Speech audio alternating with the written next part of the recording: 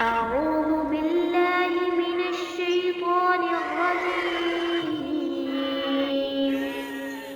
بسم الله الرحمن الرحيم. يا أيها المزمل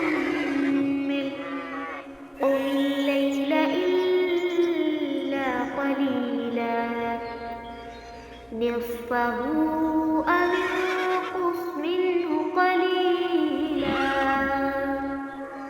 أو زد عليه ورتل القرآن ترتيلا إنا سنلقي عليك قولا ثقيلا إن ناشئة الليل هي أشد وقعا وأقوم قيلا إن لك في النهار سبحا طويلا واذكر اسم ربك وتبتل إليه تبتيلا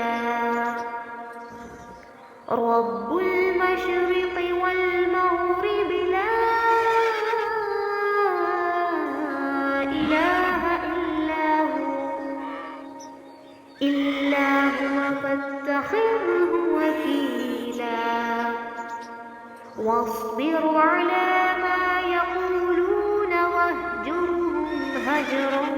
جميلا وذرني والمكذبين أولي النعمة ومهلهم قليلا إن لدينا أنكالا وجحيما وطعاما ذا غصة وعذابا أليما يوم ترجف الأرض والجبال وكانت الجبال كثيبا مهيلا إنا أرسلنا إليكم رسولا شاهدا عليكم كما أرسلنا إلى فرعون رسولا فعصى فرعون الرسول فأخذناه أخذا وبيلا فكيف تتقون إن كفرتم يوما يجعل الولدان شيبا السماء منفطر به كان وعده مفعولا إن هذه تذكرة فمن شاء اتخذ إلى ربه سبيلا إن ربك يعلم أنك تقوم أدنى من ثلثي الليل ونصفه وثلثه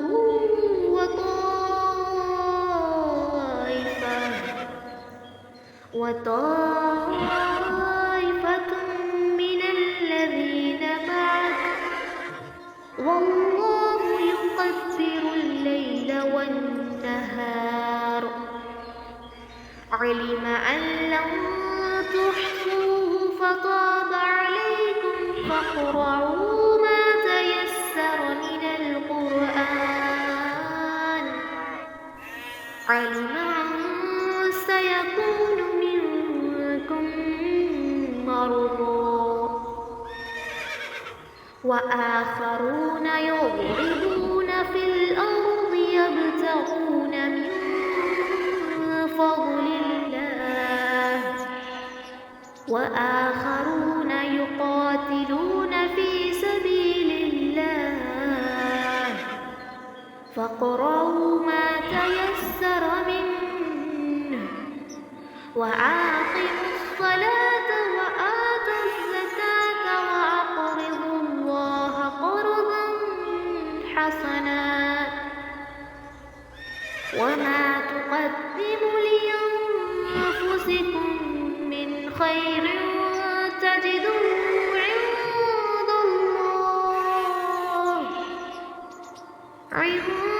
الله هو خير وأعظم أجرا واستغفروا الله